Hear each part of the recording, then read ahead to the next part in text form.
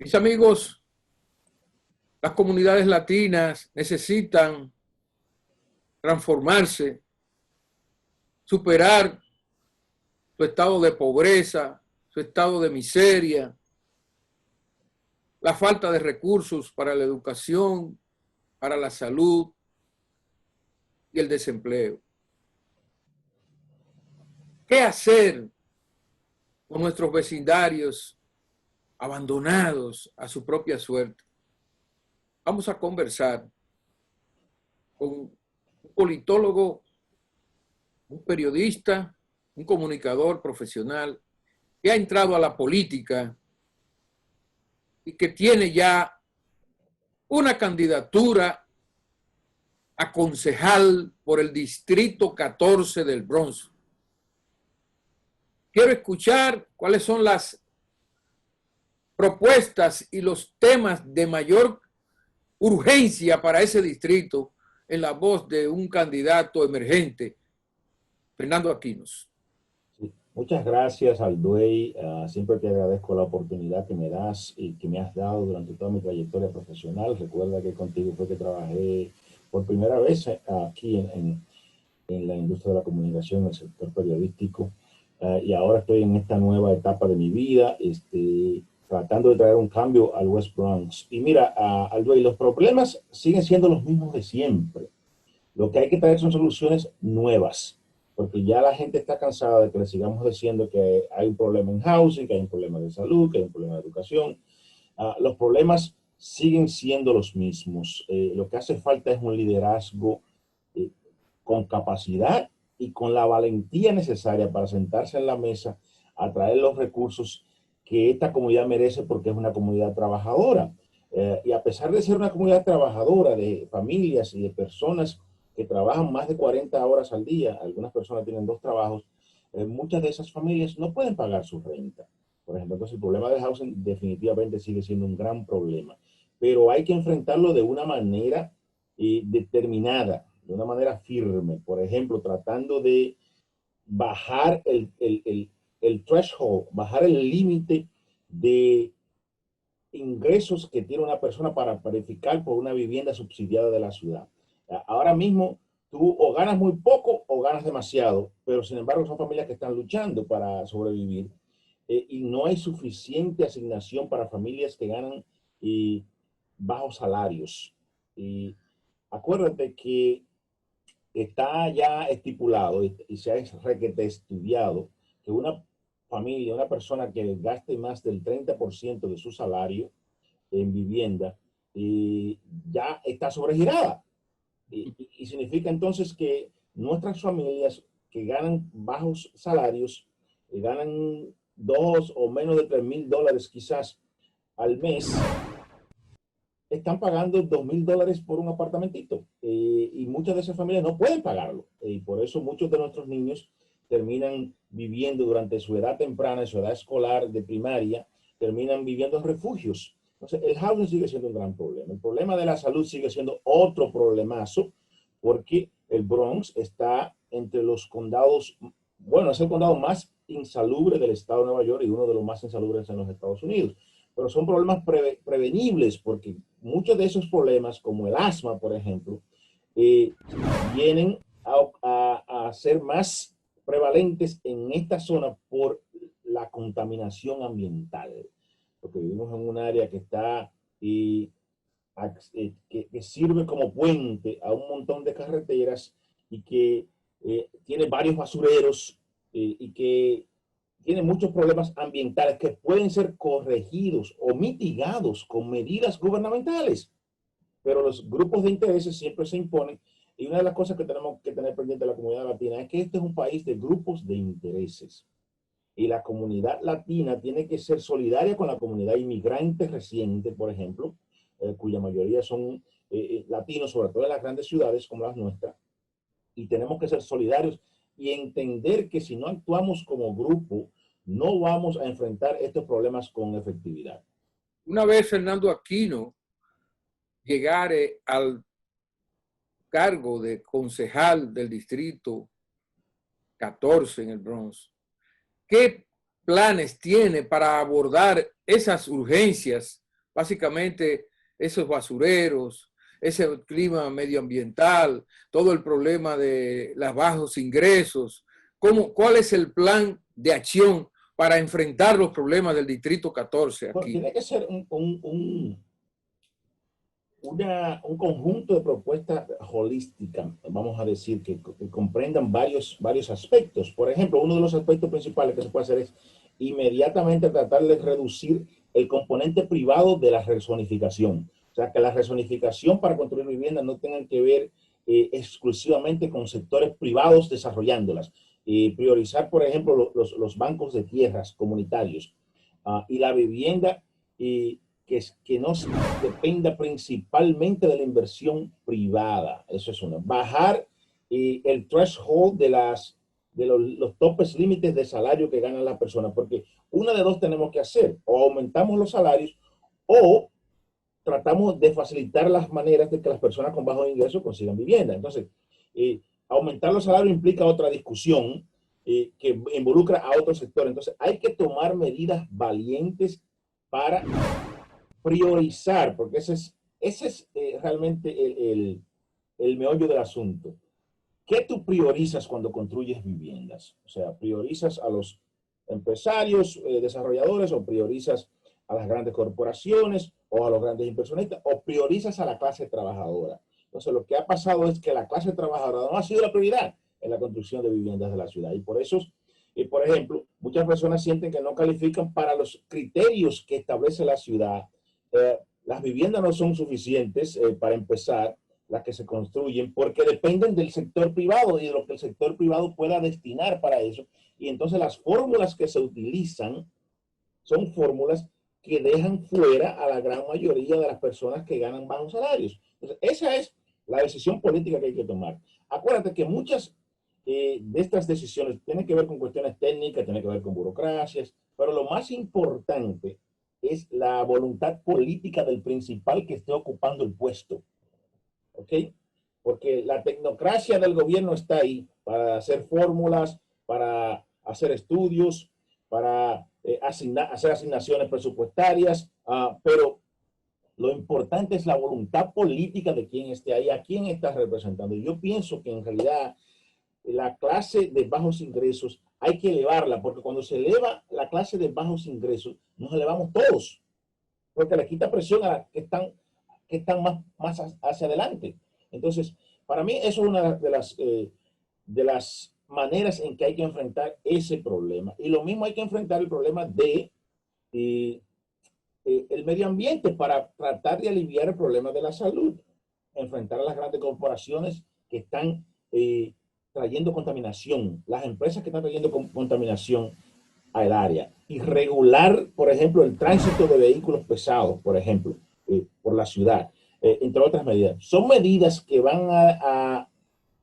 ameritan de mucha valentía y de un liderazgo que no tenga miedo y que se pueda sentar en la mesa con los demás representantes que representan muchas veces a otras comunidades, para que a nosotros nos toque realmente la parte que nosotros nos merecemos como personas que estamos trabajando para sostener, mantener y garantizar el futuro de esta ciudad. Sí, precisamente, a veces tenemos mucho poder y no resolvemos. Yo veo que, por ejemplo, en el Distrito 10 hay muchos oficiales electos ya. Hemos tenido 30 años de historia, pero no hemos visto un cambio real. O sea, hay comunidades con representación política, pero no con cambios.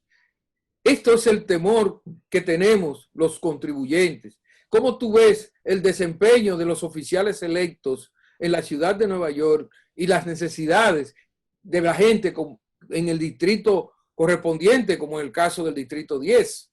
Que bueno, no... fíjate, cada oficial electo vendrá con su propio librito y con sus propias prioridades. Es un hecho conocido que muchos oficiales electos están más interesados en reelegirse que en resolver problemas. Y yo me he preparado para servir.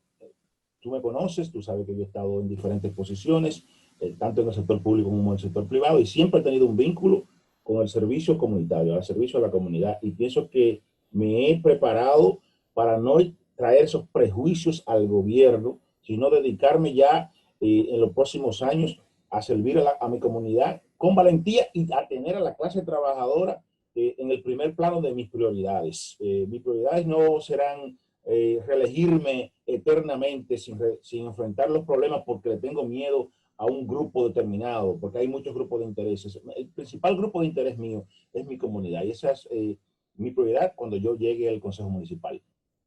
Bien, Fernando Aquino, nos gustaría que tú, al cerrar, nos des tu opinión sobre el debate entre Donald Trump y Joe Biden y que nos diga básicamente cuáles son tus análisis fundamentales sobre esto, quién ganó, quién perdió, cómo tuve la cosa. Bueno, realmente penoso, porque eso no fue un debate, eso más bien fue una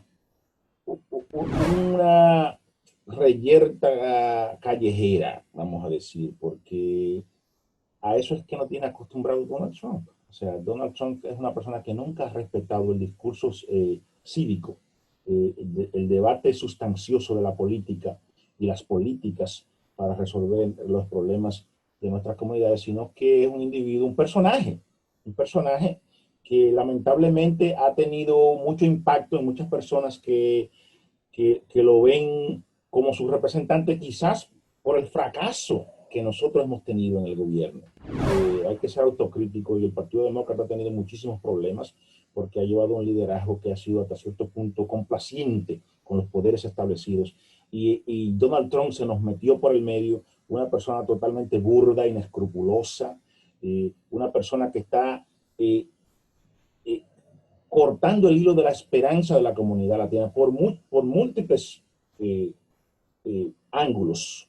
Por ejemplo, el problema de la Suprema Corte de Justicia que tenemos ante nosotros y la posibilidad de que él pueda nombrar a otra jueza en la Suprema que vaya a inclinar la balanza hacia los sectores derechistas, que los sectores derechistas no quieren saber de las comunidades inmigrantes. La comunidad latina como un grupo de interés tiene que entender esto. Por ejemplo, el asunto del Obamacare, que le ha permitido a los estados extender sus programas de Medicaid. Y mucha gente, por ejemplo, no entiende el por qué en Nueva York el programa de Medicaid es mejor o da más servicio que en otros estados, como New Jersey, por ejemplo. Cuando yo trabajaba en la fiscalía, tuve muchísimos casos de personas que hacían fraude tratando de coger el Medicaid de Nueva York viviendo en New Jersey. ¿Por qué? Porque en Nueva York hay un mejor Medicaid, porque el gobierno del estado de Nueva York en ese momento y en estos momentos ha sido muy generoso y tiene más interés en que sus comunidades, no importa que sean comunidades indocumentadas, inmigrantes y todas las comunidades que viven en el estado, sean más saludables. Entonces, eso está en juego con el Obamacare, porque el Obamacare permitió esa expansión. Bueno, si tú vives en un estado derechista donde a los que están gobernando no le importa, bueno, el Medicaid entonces no te va a dar los mismos servicios que te da en Nueva York. Entonces, por ejemplo, el Obamacare puso una traba a las compañías de seguro para que no rechazaran a personas con precondiciones de salud. Por ejemplo, una persona que sufre de los riñones, tiene que hacerse diálisis, o una persona que sufre del corazón. Es decir, el Obamacare que no resolvió el problema de la salud de este país, porque la salud se ha convertido en un vulgar negocio. Por lo menos alivió un poquito la situación y sacó a 20 millones, más de 20 millones de personas que no tenían seguro a través del Medicaid y otras provisiones del Obamacare, pues ahora tienen seguro médico. Bien, muchísimas gracias, Fernando. Queremos que tú sigas trabajando en esa dirección y que todo lo que ha significado tu historia, tu legado, tu esfuerzo, se traduzca en bienestar para mucha gente que lo necesita, no solamente en la comunidad del Distrito 14 que tú quieres gobernar a partir del próximo mes de julio, sino que puedas tú también ser un ejemplo para todos los neoyorquinos. Sí, así es. Bueno, las elecciones son el año que viene, en junio del año entrante, 2021. Y yo solo prometo seguir siendo el mismo Fernando de siempre, siempre con ustedes. Muchas gracias, Aldoy. Excelente. Buena suerte. Hasta la próxima.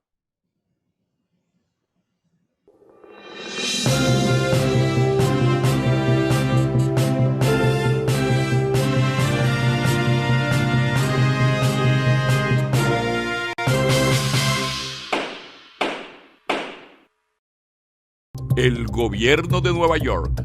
Un programa de análisis, noticias, reportajes, opiniones, entrevistas y comentarios sobre los hechos que son noticia. El Gobierno de Nueva York.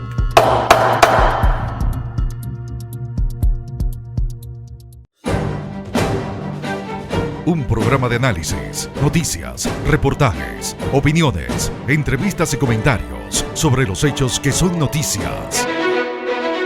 Con la conducción de José Alduey, porque la prensa es equilibrio y contrapeso de la democracia.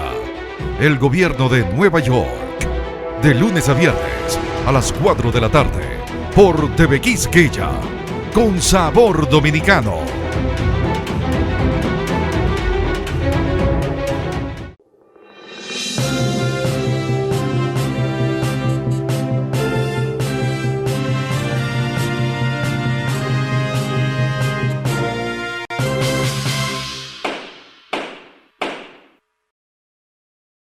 Es hora de que el gobierno del presidente Luis Abinader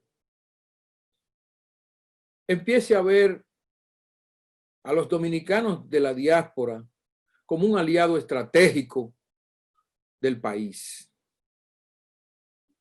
Me explico. Ahora mismo se acaba de disponer una serie de incentivos que incluyen hasta un seguro médico, oigan bien, para los turistas extranjeros. Seguro médico gratis para todo el turista que viaje. Pero resulta que el turista no está viajando, ni va a viajar por ahora. ¿Por qué? Porque los países tienen sus fronteras cerradas y hasta que no se estabilice el tema de la pandemia con una vacuna, no hay forma de que los aviones despeguen como lo hacían antes. Eso no va a ocurrir mínimo en 2 años. Y cuidado, dependiendo de la vacuna y dependiendo de una serie de factores. La confianza se va a ir recuperando poco a poco, lentamente. Entonces, ¿cuáles son las posibilidades que hay de movilizar el turista? Bueno, apelando primero a los criollos de cada país, a los nacionales. Si los 20 millones de mexicanos que viven en los Estados Unidos viajan a su país a ver sus familiares, eso sería fabuloso para los mexicanos, porque México asumiría una recuperación fuerte de la industria turística. Pues lo mismo pasa con los dominicanos, con los puertorriqueños, con los colombianos, con toda la diáspora latina que asciende a unos 60 millones residentes en los Estados Unidos y que tienen recursos y que mandan dinero para sus países y que tienen la posibilidad de viajar porque es una necesidad también humana de que en diciembre hay que ir a ver los familiares, llevarle comida, llevarle regalos, llevarle dinero.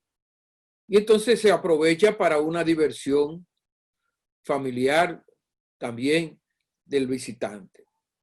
Entonces estoy mirando que no se ha hablado en la República Dominicana hasta ahora de ningún tipo de beneficios sociales y económicos para la diáspora en todo este esfuerzo por recuperar el turismo. Grave error. Es por la diáspora que hay que comenzar. Se ha comenzado por el turismo interno y está muy bien. Al turista interno, al criollo, le están dando facilidades con préstamos para pagarlo a 12 meses por rentarle habitaciones a mitad de precio o a costo, como ha dicho el presidente Luis Abinader. Muy bien. Eso está perfecto. También se le está dando facilidades a los turistas criollos internos para que asuman sus vacaciones con un conjunto de estímulos financieros a través del Banco de Reservas. Cualquier médico le dan un préstamo a pagadero a 12 meses. Si le dan 1.500 pesos, lo pagan en 12 meses. Y la habitación le está costando prácticamente el costo. ¿Qué pasó en el fin de semana pasado? Se llenaron todos los hoteles del interior. Surprise, no, se está haciendo un buen trabajo. Eso es correcto, pero solamente los fines de semana se llenan con el visitante criollo. ¿Cuál es la diferencia entre el turista interno, el criollo que está allá, que va con su familia a botar el golpe a Boca Chica, a Samaná, a Pedernales, a Punta Cana? La diferencia simple es que ese turista visita con su familia por un fin de semana y regresa a su casa. No va a gastar más de 3 días porque tiene que venir a trabajar, a menos que esté pasándose un largo feriado. El turista criollo de la diáspora es diferente. Primero, somos 3.5 millones de dominicanos en la diáspora. No es paja de coco.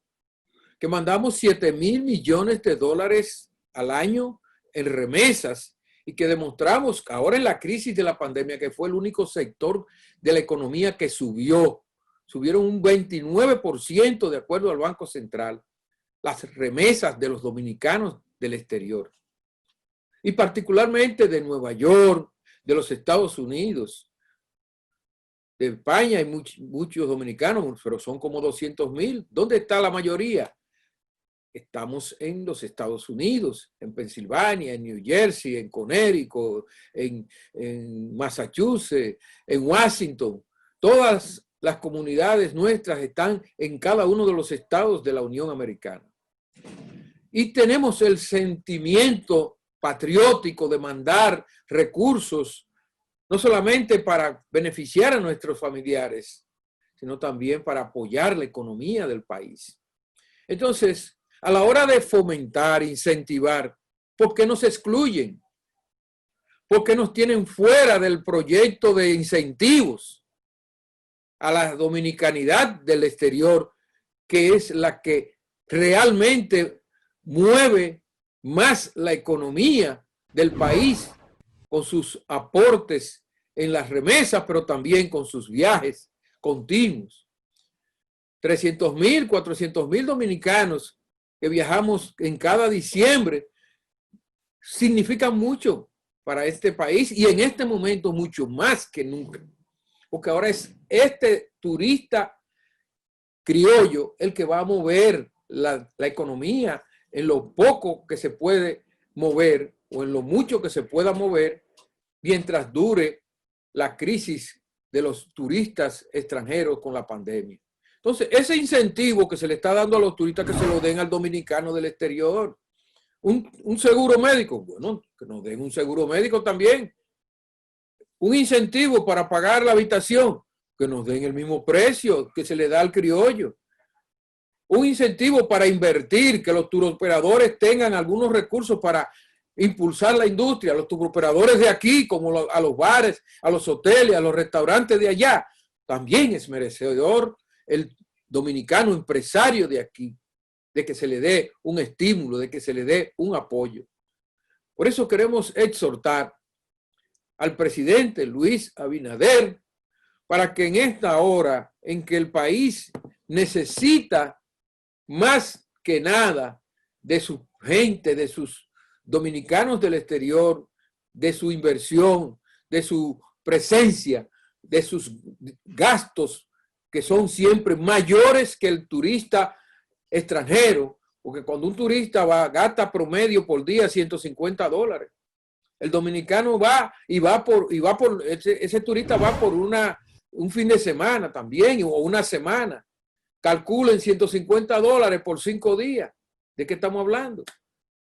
El dominicano va por una semana o por 2 semanas y deja gastos por unos $5.000 y más.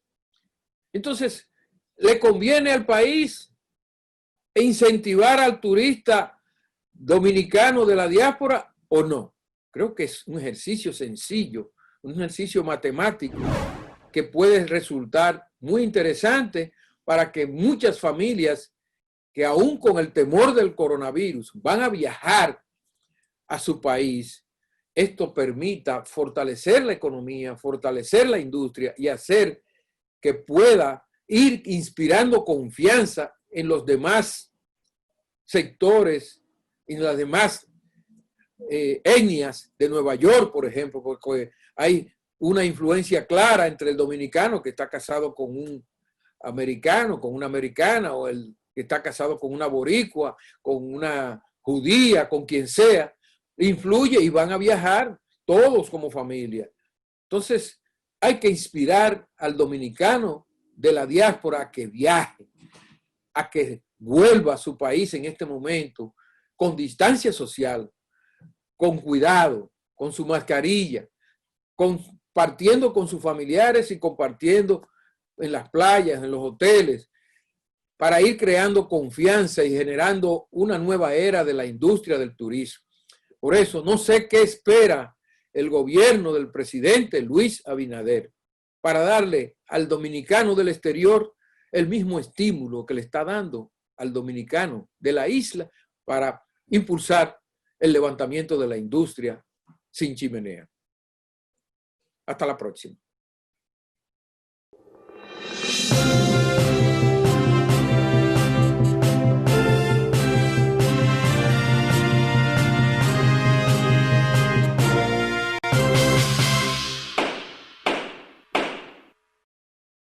El Gobierno de Nueva York.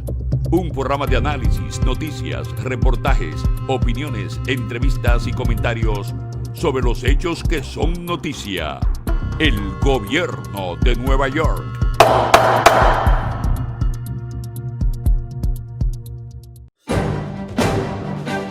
Un programa de análisis, noticias, reportajes, opiniones, entrevistas y comentarios sobre los hechos que son noticias. Con la conducción de José Alduey, porque la prensa es equilibrio y contrapeso de la democracia. El Gobierno de Nueva York, de lunes a viernes a las 4 de la tarde, por TV Quisqueya, con sabor dominicano.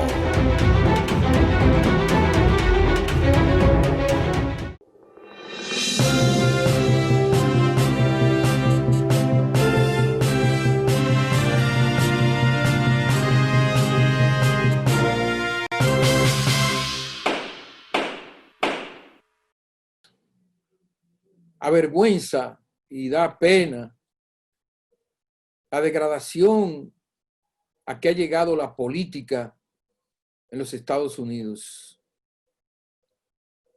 Un debate presidencial vergonzoso, indigno de candidatos a presidir la mayor potencia del mundo. Pienso que esto, más que un debate, fue un circo de mal gusto, donde los insultos minaron el contenido de una forma indecente. Payaso, mentiroso, figuraron entre las pocas cosas que escuchamos en este debate. Qué pena que la nación modelo de la democracia en el mundo tenga que asistir a un debate carente totalmente de puntos de vista orientados a mejorar la vida de los ciudadanos americanos y a elevar la categoría de la política. Me avergüenza escuchar todo lo que escuché, porque siempre he tenido un gran orgullo de la política americana como ejemplo para todo el mundo en muchos órdenes, aunque hay puntos que no comparto y situaciones con lo que todo el mundo quizás está en desacuerdo, como son las guerras, las intervenciones militares en otros países, el gasto militar excesivo mientras se descuida el gasto interno, la economía que en este momento está pasando por un momento dramáticamente difícil. Pero lo más difícil de entender es cómo un jefe de Estado como Donald Trump, en un tema tan delicado como los impuestos, evade responder una pregunta tan simple como le hizo el moderador, de si él pagó $750 en el 2016 y en el 2017 por sus impuestos. Primero evadió y luego respondió penosamente mal. Millones. Se pagó millones. ¿Cuánto pagó? Millones, señor. Le están preguntando de su declaración de impuestos. Usted es el referente del Estado, de la nación para el cumplimiento de los deberes ciudadanos en el pago de los impuestos. ¿Cómo usted va a responder a una pregunta concreta de cuánto usted pagó diciendo millones sin despojarse de una figura, de una imagen que se ve mentirosa? Así no es como se hace política desde el Estado. Pero tampoco vi a un Joe Biden enérgico, lúcido, a veces olvidadizo, flojo en el análisis y en las propuestas. Un candidato opositor que debería estremecer el país con sus planteamientos, pero que lució a veces hasta torpe. Creo que es un tema para revisar la crisis de liderazgo que tiene Estados Unidos y para llevarle un mensaje a los demócratas y a los republicanos, si ese es el modelo de candidatos que necesitamos promover y si es ese el modelo de nación que queremos. Hace falta un discurso renovador, hace falta una lucha política más decente, más acorde con las necesidades de nuestros tiempos. Hace falta un modelo de trabajo político que estremezca a los jóvenes y que les dé confianza en el futuro del país. Para colmos, estamos mirando que vamos a un proceso electoral donde el candidato presidencial es el gobernante de turno y dice que no va a haber elecciones, sino un desastre. Pero ¿por qué tú vas a ir a unas elecciones donde tú sabes que vamos a tener un desastre? No hay forma de que una nación pueda enderezarse si el presidente anuncia a 25, 30 días de las elecciones que no vamos a tener elecciones, sino un desastre, un fraude colosal. Entonces vamos a profundizar los problemas, vamos a complicar más toda la crisis post-pandemia, toda la crisis del desempleo, toda la crisis de la economía, yendo ahora a un proceso electoral lleno de incertidumbre, lleno de dudas, lleno de un fracaso anunciado. Tenemos otro horizonte. A las elecciones se va a votar por un ganador que transforme el presente en futuro mejor. No me ofrezcas un futuro oscuro. Dame luz, dame esperanza, dame el sueño. Engáñame con una ilusión, pero no me pronostiques un fracaso. No me lleves a las urnas a fracasar cuando yo quiero ir a las urnas a ver luz al final del túnel. Está bueno este debate para un circo, para un encuentro de payasos, pero no para una nación que está buscando luz, que está buscando la esperanza. Creo que debe reunirse una comitiva de personalidades independientes que determinen si las elecciones serán buenas o malas a través del voto por correo y a través del voto electrónico, para que despojemos ese horizonte oscuro. Y el deber de un presidente es llamar a que se integre esa comisión.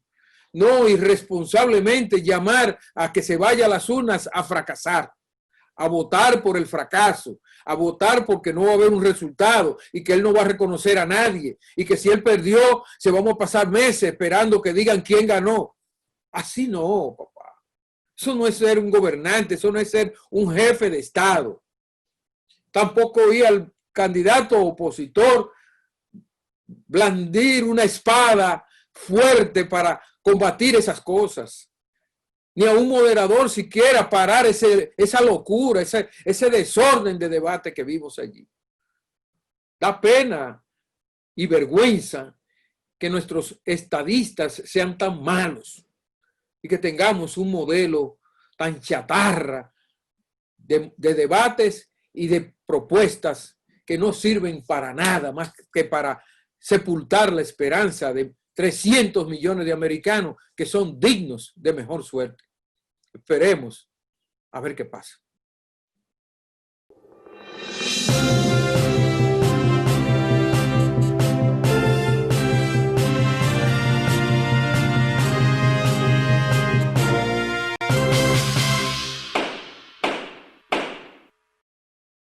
El Gobierno de Nueva York.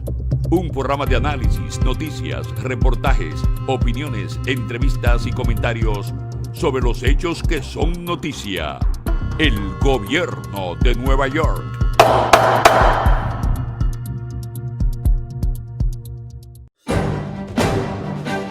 Un programa de análisis, noticias, reportajes, opiniones, entrevistas y comentarios sobre los hechos que son noticias. Con la conducción de José Alduey, porque la prensa es equilibrio y contrapeso de la democracia.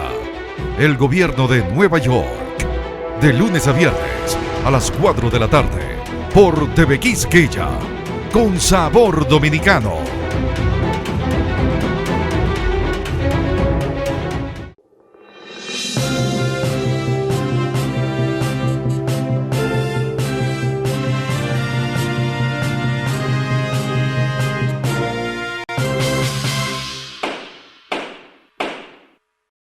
Aumenta el número de viajeros tras reapertura en República Dominicana. Más de 150,000 pasajeros han entrado y salido del país por esta terminal tras la reapertura de los aeropuertos desde el 1 de julio. Luego de permanecer cerrados casi 4 meses a causa de la pandemia del coronavirus.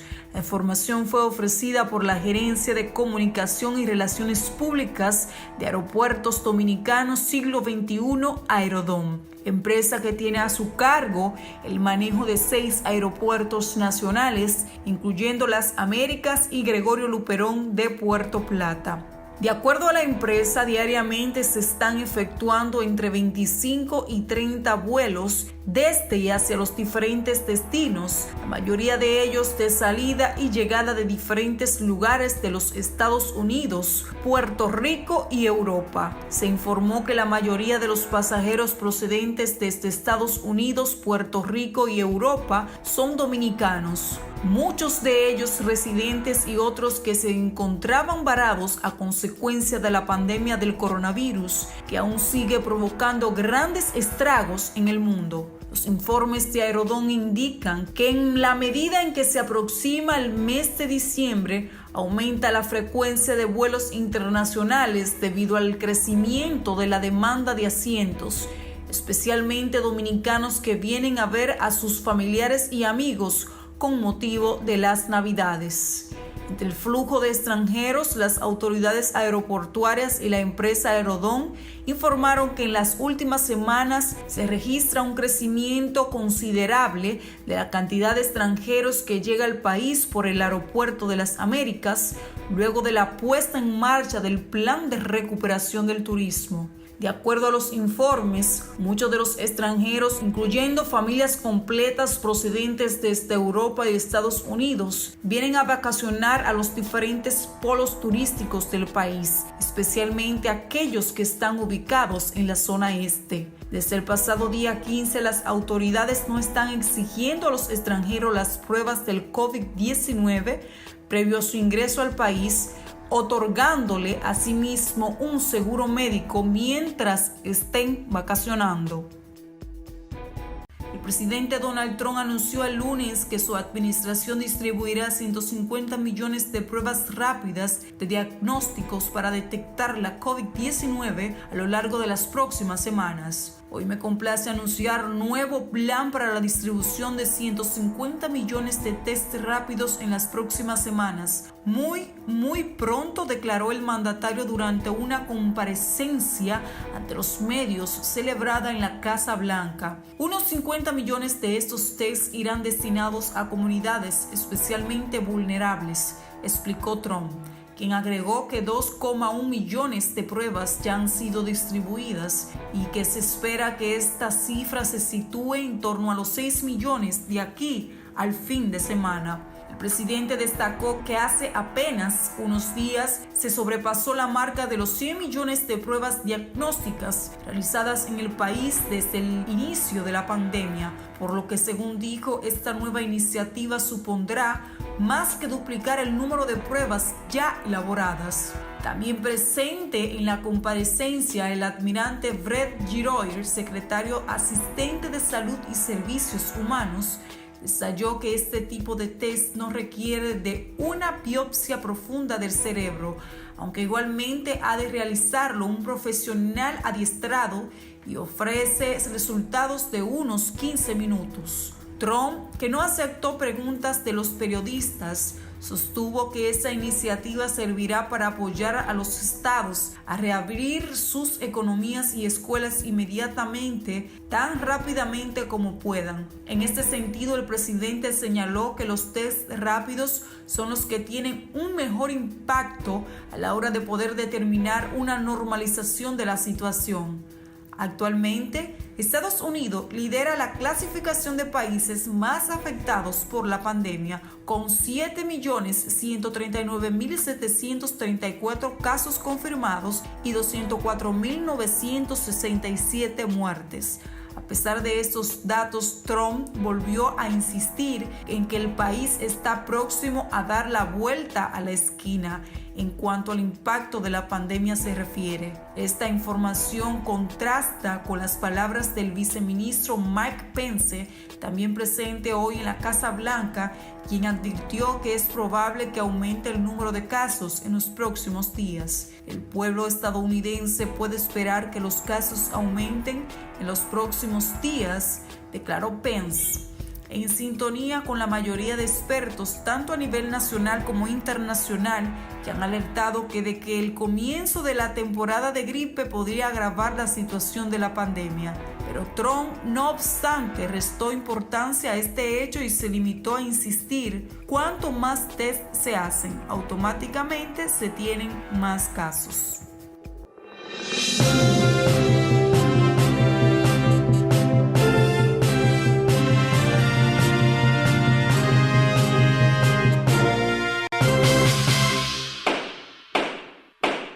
Buenas noches, amables televidentes. Gracias por compartir con nosotros este momento de discusión y conversación con ustedes, que son la razón y esencia de este programa. Nuestras comunidades latinas y la necesidad de abrirle los ojos a la gente en todo lo que le pueda ayudar a comprender realidades sociales y políticas. Estoy mirando que hay alerta de rebrote del coronavirus en diferentes partes del mundo y particularmente en Nueva York, donde estamos hablando ya de un 3% de contagios. Ha vuelto a subir las estadísticas tenebrosas del coronavirus. Tenemos que pensar en cómo fue de traumático este proceso desde marzo hasta junio y cómo fue de doloroso el tema de las muertes de ancianos, de jóvenes, de adultos, de mayores, y cómo golpeó a Nueva York, que tuvo el récord mundial de 32,000 muertos en todo el estado y 23,000 en la ciudad. Esto no es para jugar. Esto no es para llorar tampoco. Pues nosotros tenemos que ser adultos responsables de nuestro destino y poner las cosas en claro. La responsabilidad es individual y colectiva. Individual, cada uno de nosotros tenemos que defendernos nosotros mismos, hacer nuestro papel, buscar la mascarilla, ponerle mascarilla a nuestros hijos, mantener la distancia social, que es la vacuna de este momento. Esa es la vacuna. Esa es la manera inteligente de reducir la contaminación. Pero estoy mirando que la responsabilidad colectiva es cada vez más y más pésima. Vecindarios como lo de Washington Heights están bajando la guardia. Los dominicanos, los mexicanos, los latinos, en Diamond, en Broadway, en San Nicolás, en la 177, en la 176, en la 175, en la 174. Todo el mundo está jugando a la pandemia. Pero lo mismo están haciendo los judíos en Brooklyn, que esos son desafiantes. Eso hay que ir a arrestarlos con la policía porque ellos privan en fruta fina y que ellos no son respetuosos de nada, que nada se le puede imponer a ellos para taparse la boca. Desafían todo, incluso en medio de la pandemia, recuerdo, se hicieron un funeral sin mascarilla, inundaron a Brooklyn de coronavirus, que fue una de las zonas de Nueva York más contaminadas. Lo mismo está pasando en Queens, con los ecuatorianos, con los mexicanos. La gente está tirada a la calle y cree que esto es una chercha, que esto es un relajo, que esto no se debe respetar porque esto es un invento. Ahora le ha cogido a la gente con que no, yo no creo en eso. No, eso es disparate. Señor, usted está diagnosticando un problema que ya mató más de 1 millón de ciudadanos en el mundo. Usted está pronosticando que eso no existe, que eso es falso, que eso no es verdadero. Déjense de estar inventando, señor, excusas tontas. Vamos a respetar el distanciamiento social y vamos a divertirnos. Hay que divertirse en un restaurante, pero hagámoslo con cierta prudencia. Mira, hay uno que abrió un restaurante chino con 200 personas sin mascarilla. Se lo cerraron, bien cerrado. Porque eso es una falta de respeto a todo lo que se ha logrado, a todo lo que hemos avanzado con esta pandemia. Lo mismo va a pasar con muchísimos negocios de los dominicanos y de los judíos. Y estoy de acuerdo con que lo cierren. El que no respete, que le cierren el negocio. Entonces vamos a ver si es verdad que somos gente seria, civilizada y que necesitamos que nos den duro por la cabeza para entender. No estamos mirando un comportamiento mínimamente decente. Bocinas y música, todo lo que da, romo, dominó, chercha, y nadie quiere respetar la bendita mascarilla. Le han dado una oportunidad de oro a los restaurantes, que ahora hay muchos que están haciendo más dinero que antes. Óiganlo bien, porque eso fue genial. Abrirle el espacio en las aceras.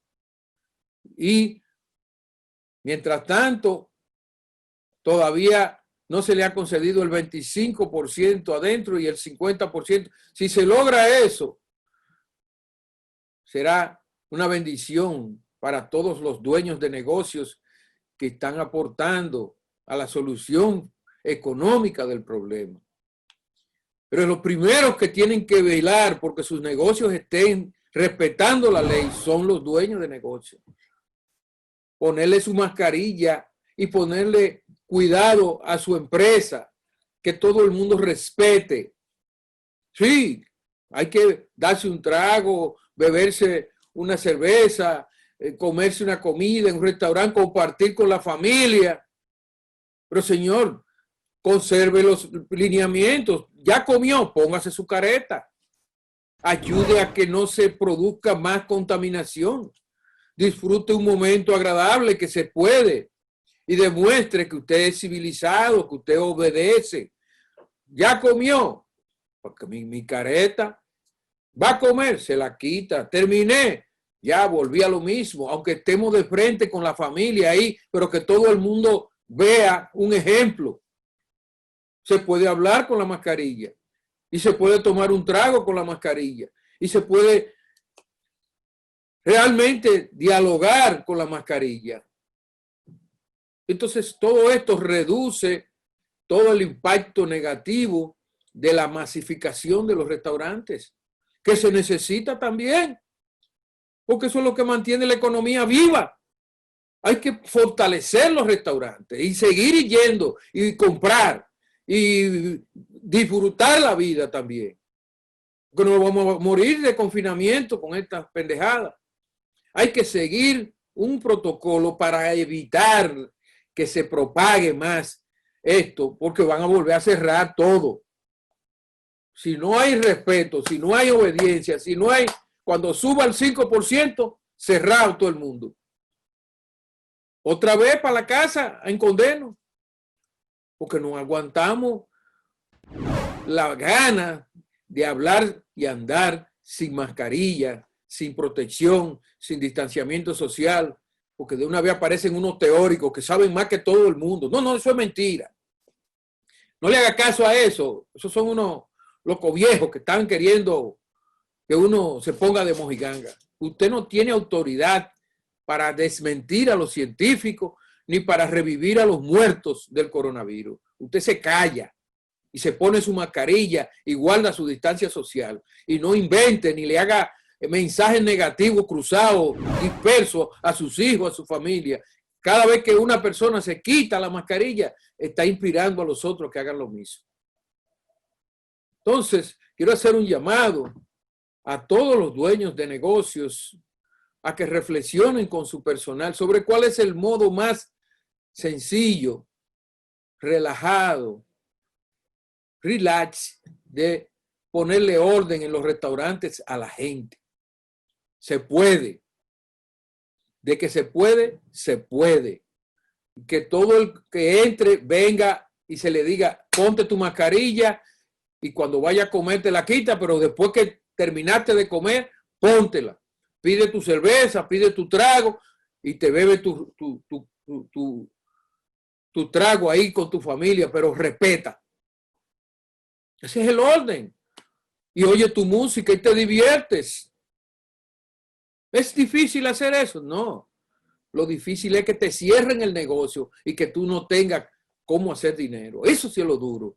Que se pierdan los empleitos, que se pierda la capacidad de convivir con esta pandemia y relajarse uno un poquito y sentirse alegre, aunque sea por 2 o 3 horas, que tan buenos ambientes ofrecen estos espacios. Más ahora que están en la calle, que tienen una oportunidad enorme de hacer mucho más dinero. Respetemos las reglas del juego y sigamos trabajando para que Nueva York pueda prosperar de nuevo y pueda controlar la pandemia. Bendiciones.